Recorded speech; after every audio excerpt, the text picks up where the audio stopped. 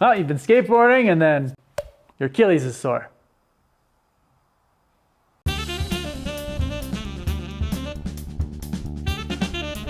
So here's a question I get fairly often. All Things Ministry asks, I've been doing more longboarding, averaging around 25 to 32 miles a week. The only problem is my Achilles tendons are really starting to kill me, so I have to wear ankle supports when I go out. What do you do to make sure that your body can keep skating with all those miles you put in? What if I told you there was a way to fix your tendons, prevent injury, and develop super rebound abilities? My name is Paul. I am a skateboarder, longboarder, and a long-term youth athletic development coach. Long-term youth athletic development is where we take young athletes and we train them in a way that allows them to continue to perform into adulthood. This all requires that we prevent injury as much as possible. At the time of making this video, I'm 40 years old, and in my 40s, I managed to skateboard for 21 days without a break. More than 12 hours a day with a backpack, and that is on the heels of a previous Achilles tendon injury. In 2009, I was trying to skateboard 500 kilometers or over 300 miles in 24 hours.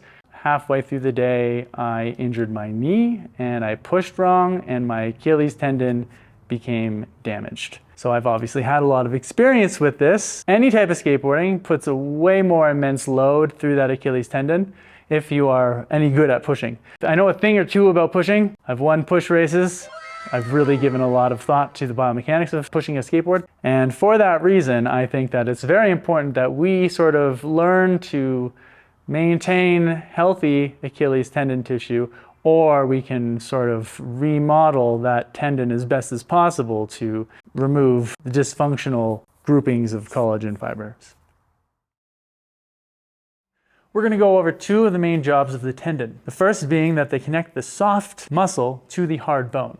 On top of that, they act as a rubber band. They can be loaded or stretched to store energy, and then they can be released, in which case they release that energy in a fairly explosive snapback. You can load your tendons by muscle contraction alone, or you can do it by jamming them into a surface, which stretches them and then rebounds. And that kind of acts as almost a free energy return. The loading and rebound of tendons is incredibly important whenever you're jumping or doing an ollie. Pretty much any explosive or bouncy movement is dependent on your tendons working. Your tendons need to be strong enough to deal with the forces you subject them to. Luckily, you can train your tendons to be thicker, stronger, and have better elastic properties. When I say tendinopathy, I'm kind of encompassing tendinosis and tendonitis. Tendonitis is just an inflammation of the tendon. Tendonosis is actually dysfunction in the way that the collagen bundles, the protein bundles that actually make up the tendon are actually laid down. They kind of become spongy and like a dreadlock, where when they are healthy, they're kind of more like a dense braid. I mean, they're not braided, but they're dense versus having a section where there might be a dreadlock of collagen fibers. And it's spongy and it stretches unevenly and it doesn't do a very good job of being that super flexible, springy cable that you need it to be. Achilles tendons suck. Why do they suck? They have very low blood flow. That means that they regenerate very slowly. There's also very, very, very few cells that actually do the breakdown and the repair of those collagen bundles that the tendon is made out of. The half-life of Achilles tendon can be really, really long, as in it can take 70 years, potentially even as much as 200 years for half of the protein, half of that collagen to be replaced. If it's your first time, it's probably just tendonitis. It's probably still not a bad idea to start doing these exercises as a preventative measure to prevent that from happening again. But it's best to wait about 1.5 to 2 weeks before you start doing this sort of stuff. If you have serious lumps, you've heard any snapping, probably best to seek out the assistance of a proper sports doctor or physiotherapist. So you may ask yourself, is this video useful for me? Well, I have a flowchart to answer that very question. Let's go through it together, shall we? First, ask yourself, are you injured? If the answer is yes, is it the first time? If the answer is yes, is your tendon still attached to your heel? If you answer yes, then you should take 2 weeks off of your activity and then gradually increase mileage because you're weak. And I recommend that you follow the exercise protocols in this video. Are you injured? Yes. Is this the first time? If the answer is no, you are weak. Follow the exercise protocol in this video. Are you injured? If you answered no, good for you. You're weak. Follow the exercise protocol in this video to prevent injury and to increase your performance. I hope this was helpful. So if you're injured, the next thing that we need to think about is where are you injured exactly? We know it's the Achilles tendon, but where on the Achilles tendon? Is it at the base of the tendon where it connects to the heel bone, which we would call an insertional Achilles tendon injury? Or is it higher up in between the calf muscles and the heel in what's called a mid-portion injury? It's important to make a distinction between these two possible locations because they have a bearing on what type of exercises we can do specifically. If you have an insertional injury, you don't want to do a full range of motion. You don't want to stretch and drop that heel below your forefoot. If you do that, you'll be applying force and pressure right at that injury. We don't want to be applying direct force to the tendon because it's just not going to heal properly. If it's a mid-portion injury, it may respond better to full range of motion where we drop our heel below our toes.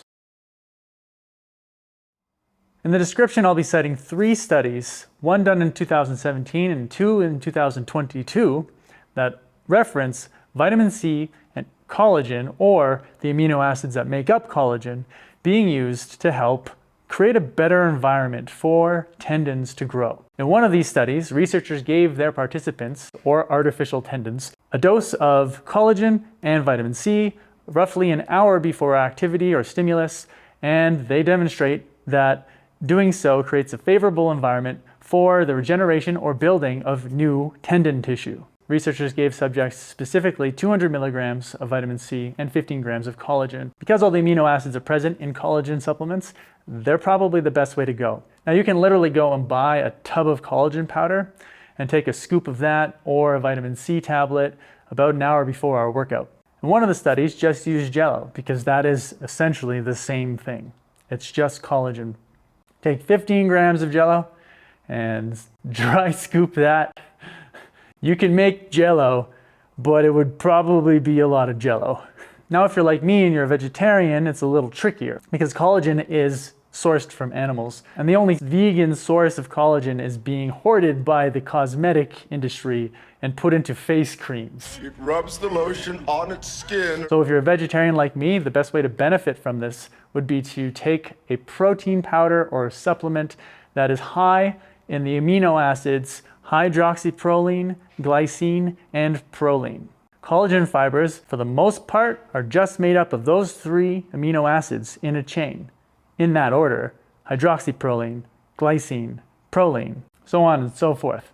You'll have an elevated amount of these nutrients swimming around in your blood, ready to be funneled into the tendon tissue when it's ready to receive it. You want to make sure that you do this an hour before your activity. You don't want to do it more than every 6 hours. So in tests done with lab-grown tendon tissue, we're seeing that the ability for the tendon to either respond to the stress or to take in the nutrients is once every 6 hours. There seems to be a window of time after you do this where the ability for the tissue to bring in the nutrients or to respond to stress is dulled. It's suppressed. So we need to give the tendon a break. After 6 hours, you can go again. So some of our lighter weight movements you can actually do more than once a day. Because all the amino acids are present in collagen supplements, they're probably the best way to go. I'm going to be trying a new protein powder that's high in these 3 amino acids. However, I have no history at the time of making this video with the product. I'm going to have to update the description to give you my opinion. So feel free to check back. I will be linking it in the description below if you want to give it a try along with me. In the meantime, before you actually get these supplements, taking in like a high quality protein source will be pretty good. Your body can create these amino acids. So taking in protein and your 200 to 400 mils of vitamin C is decent enough. Once your inflammation has gone down, 1 hour after you've taken your collagen or protein dose along with that vitamin C is going to be a heel rise, an isometric exercise. So what that is we are staying still and we're just holding a position. We're going to start with 30-second holds where we raise our heels up for 30 seconds. And we're going to do this 3 to 5 times. And we're going to do this ideally every day. Now, if you're really gung-ho, you can actually do this up to 3 times a day, every 6 hours. However, I might see how sore you are after doing it once a day for maybe 3 days in a row. So, take your potion, do the isometric training, 3 to 5 sets of 30-second isometric heel raises. If it kind of hurts when we're doing the hold, unfortunately, that's just the way that it is. This is a situation where you can kind of tough it out. And for good measure, I like to alternate. I'll do 30 seconds on one foot, then I'll do 30 seconds on the other foot. So calf muscles are actually 2 different muscle groups. You have your gastrocnemius, which is your higher part of your calf, the chunky part that everyone thinks about, and then the lower part of the calf, it would be your soleus. And your Achilles tendon actually branches off into 2 fans that connect. One fan goes to the gastroc, the other one goes to that soleus.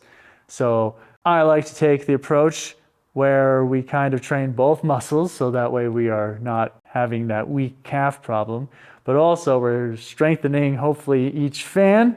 So not only are we going to do the exercises that target the gastrocnemius, but we're also going to do the ones that target the soleus.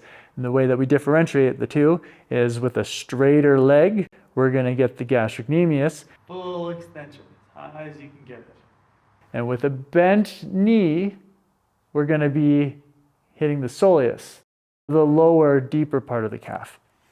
Now you can do this potentially one day, do all your exercises straight leg, and then the next day, bent knee. I tend to do 1 set straight, next set bent, 1 set straight, next set bent, 1 set straight. After 3 days, do two times a day.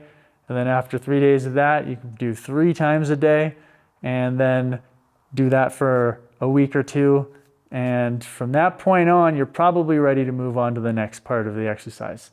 But by all means, once a day is probably good enough for most people. If you're doing it once a day, I would definitely aim for 5 sets. You can do this with 2 feet. However, once you're strong enough, 1 foot at a time is probably going to be best for this.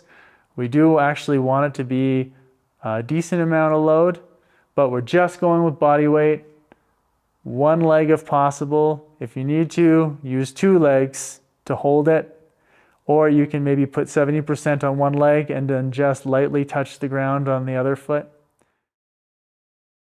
Once we are done with our isometrics, by all means, you can still keep doing them maybe once a week, but we're going to go into another phase of training altogether. We're going to have our heavier lifting days, and we can do that either combined into 1 day, or you can do it over 2 days. And we're going to have a lighter weight day where we do exercises that are called heel drops. So your heavy days, we're going to call those A and B.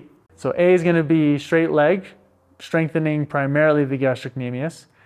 B is going to be bent knees, targeting that soleus. And then our C day is going to be heel drops. Now, heel drops are the most prescribed activity from physiotherapists for dealing with Achilles tendon problems. The only problem with doing heel drops all the time is they make you do a lot of them, sets of 25. Nobody ever does 3 sets of 25 every day. Nobody does it. I don't believe it. Doing heavier loading, it feels like you're actually doing something, and there is research that shows that it's almost as good, if not as good. Keep in mind that when we're doing these exercises, we're adding load to the tendon, so You might need to cut back on some of the volume of your skateboard pushing while we add these exercises. The next exercise we're going to learn is called the weighted heel raise. This can be done with dumbbells or barbells. I'll explain how to use dumbbells first. Find some flat, stable ground. Grab your dumbbells and hold them at your sides. Flex your glutes hard and engage your core muscles to stabilize your torso. And squeeze your arms into the rear of your armpits. Adopt a hip-width stance with your feet forward or slightly flared. When you're ready to do the lift, flex your quads and then slowly raise your heels as high as you can over a 3 to 4 second period. It's important that we use the same tempo during the negative phase, lowering our heels to the ground over another 3 to 4 seconds.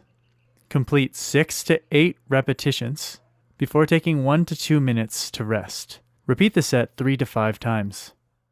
If you can do more than 8, increase the weight. If you struggle to do 6, reduce the weight.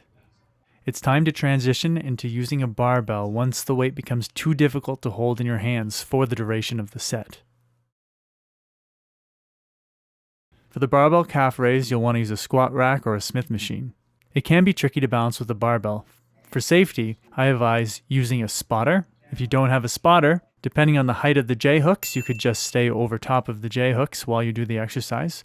Or if you have bumpers, you can set the bumpers so they sit a few inches below the barbell when you are on your heels. Depending on the gym and the equipment, you can slide the barbell against the squat racks. However, if it's not your equipment, this may not be appreciated by the people who own it or the other people that use that equipment. First, place the barbell on top of your trapezius muscle, just below the big knobby bone on the base of your neck, in what's called a high bar squat position. Hold the bar with your hands close to your shoulders. Flex your glutes hard and engage your core muscles. Squeeze the rear of your armpits and also try to stretch the bar. Then, remove the bar from its support and adopt a hip-width stance. Slowly raise your heels as high as you can over a 3 to 4 second period, and then slowly lower your heels over a 3 to 4 second period. Again, repeat 6 to 8 times, increasing load when 8 becomes too easy, while being careful not to increase the weight so much that you fail before achieving 6 repetitions. The best estimate target load I have for injury prevention while skateboarding would require we be able to lift at least 150% of our body weight. Therefore, if an individual was to weigh 170 pounds, they would have to be able to lift an additional 255 pounds for 8 repetitions at the prescribed tempo, before I considered them to be bulletproofed from skateboard injuries. This may seem like a lot, but the calves and Achilles tendon are incredibly strong and regularly deal with massive loading when a person is being active. The strength and tendon rebound we gain will also make us better skaters overall. Once you're done that, if that's all the calf work you want to do for that day, then call it there. You can come back a few days later and do the B workout, or you can add the B workout to the A workout and just do it right after. The B workout is seated calf extensions. You can do this with a seated calf extension machine at a gym, or you can do what I do and just sit on a bench. First, sit on a bench with your knees over your toes. Set your feet hip-width apart with your toes facing forward.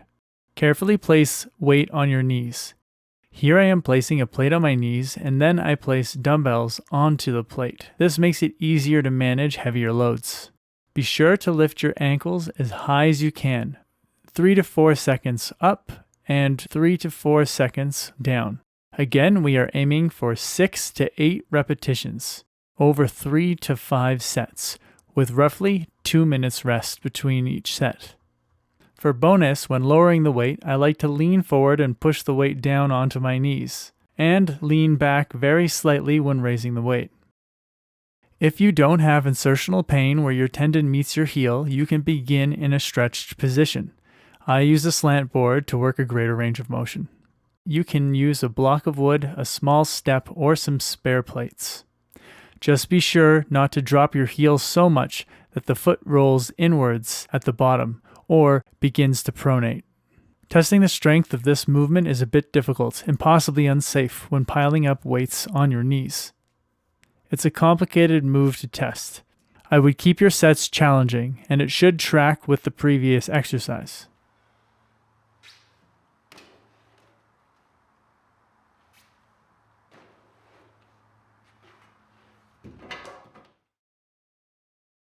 So the most prescribed exercises that physiotherapists typically give for this sort of thing are heel drops.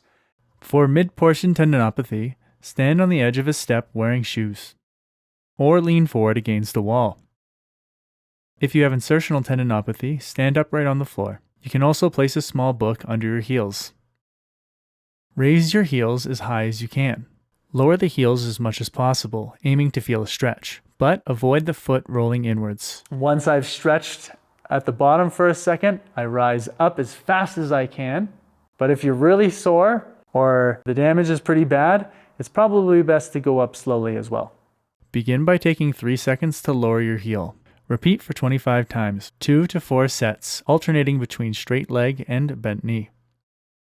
Once these are easy, continue going up on 2 legs, but use only 1 leg to lower yourself. Complete 25 repetitions on 1 leg before switching to the other leg. After you've done both legs, you've completed 1 set.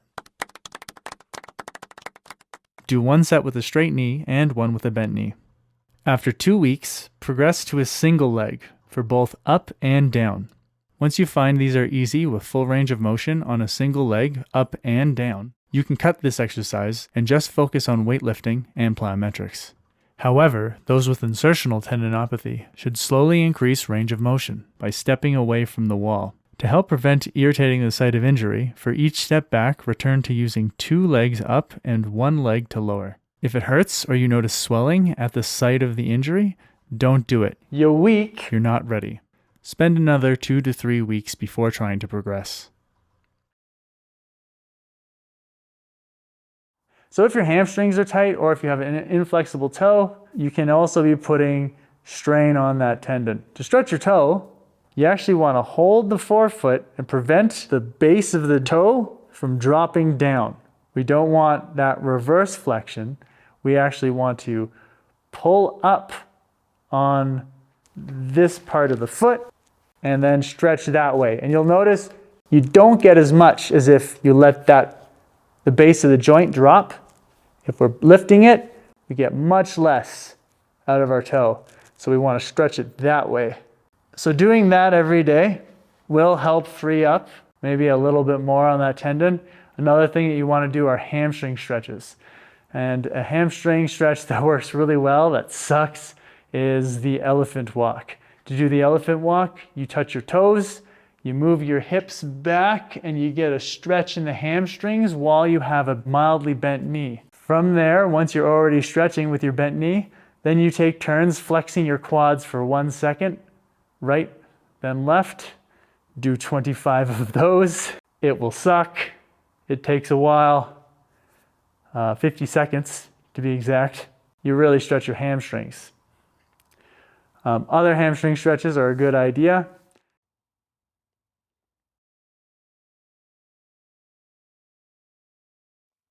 Now, once you've progressed to the point where you are lifting more than your body weight on the A and B workouts, and for at least a few weeks have been doing single leg up, single leg down for 25 repetitions without failure, it's probably a really good plan to incorporate some sort of plyometrics.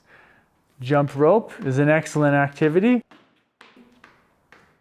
Be careful not to get too excited on your first day.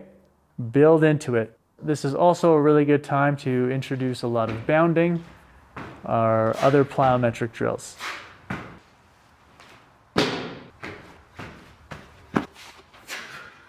If you're not doing plyometrics, you're not going to be pushing all that fast. A lot of freestyle moves actually involve various jumps, and so those actually count as plyometrics as far as I'm concerned. But it might be a good idea to maybe do a little bit of it in a controlled environment, or if it's the off season, you probably are best to incorporate plyometrics into your training. The fastest people do plyometrics. It's only going to make your ollies higher, and it's going to make you push faster. So something else that is often recommended by physiotherapists to help treat Achilles tendon injury is cross-sectional massage. Cross-sectional massage works by creating an inflammation response. So that way the body goes, hey, I need to repair this more. And it's effective in breaking down scar tissue. However, we're not dealing with scar tissue in the tendon. The problem is that the fibers are not growing in the right direction. We're dealing with unorganized, spread apart collagen fibers with like a liquid or gel-like substance sort of in between them. And all the cells that sort of fix the tendon aren't really lined up right. By doing cross-sectional massage, we're really only bringing fluids into the tendon. So it's not actually an effective way of healing. It's just old research that was taught in the before times. So ignore the recommendations to do that. There's a YouTube channel called Treat My Achilles that goes into that in much greater detail. I'll be linking that in the description below if you're interested. So a few more tips specifically for people that are like intentionally skateboarding long distances. Footwear that has some degree of heel rise will reduce Achilles strain. A skateboarder who's pushing for a few hundred miles in a day might want a slight elevation of the heel. But don't get too carried away, because when your heel raises up too much on a skateboard, it makes balance really difficult. I find it reduces consistency. And if you're training on a lower, flatter shoe, you're going to be missing out on some of the benefits that you would get from having a well-rehearsed motor pattern. If you get too far out and your brain thinks it's a different activity, even slightly, your efficiency is going to go out the window and you're going to use a lot more glucose just to keep the brain going. Other things you can do if you are a forefoot striker, it might be a worthwhile investment to sort of cultivate a more midfoot strike, where you still touch down with the forefoot, but the weight is only committed when the entire foot tripod is on the ground. Then you toe off. That can have less strain on the tendon than just a dedicated forefoot strike. A heel strike can also be used to prevent hurting the tendon. However, a heel strike is never going to be quite as fast. A lot of people will come at me for mentioning a heel strike, a heel toe on the skateboard. However, skateboarding is not a weight-bearing activity. It is a high load, high eccentric load, but it's not weight-bearing. So you're not planting your heel in the ground with your body's weight behind it. Your push leg does not have your entire mass. So you're not going to hurt your heel if you strike your heel on the ground. It's not the fastest technique. It does, however, greatly reduce the amount of load that's being put through that Achilles tendon, especially when you hit the ground. When do I use it? When my Achilles is really sore, or I find it's actually useful when climbing ridiculously steep hills. Hills that are too steep to ride your bike up, and I can place my foot in front of the board, pull myself, and then toe off. It also really helps when the road is really rough and you're climbing a hill. And it could be a potential workaround if you want to keep skating a little bit while you're going through these exercises to rebuild the tendon. Just don't get carried away. So heel strike does have a place. Forefoot strike is better than heel for performance reasons, but is the hardest on the tendon. Midfoot, I think, is superior. However, it is the most technically difficult. It's the easiest to mess up, and it takes the most practice if you don't happen to do it naturally. As we get older, we really start to notice that we don't really rebound back as well. Our tendons do become more brittle, and we need to take precautions. It's pretty safe to say that even during the off season, it's probably good to do some degree of training or some degree of loading of the tendons. Maybe you have snow and you can't skateboard. You're cycling or you're cross-country skiing or you're snowboarding or you're snow skating. You might not load the tendons. That is a good case for weight training. In fact, weight training is kind of something that we probably all should do, especially us master athletes. And some of the best ways we can prevent these injuries from happening or repair these injuries involve weight training. But a lot of it we can do without weights, just at home or with a simple dumbbell or two. I'm going to do my best to list the research that I read while trying to put this video together. Unfortunately, some of this is based on stuff that I have read over the past 5 or 6 years. So I'm not actually able to find the citations or the links for all the research that I'm pulling from. So everything that I can find before the video goes live, I will place in the description. So you can go there if you're feeling like you want to sort of see what it is that I'm talking about. You want to make sure that the information is legit. Or if you just are a nerd like me and you want to go and read that stuff, it should be provided there.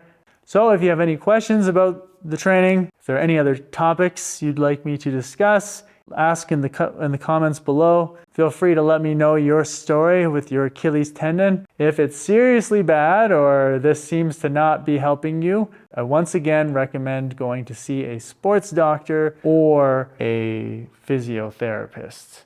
I hate to say it, but the general family doctor typically aren't up on everything. They kind of have to know too much. If you've made it through this video, thank you very much. Yeah.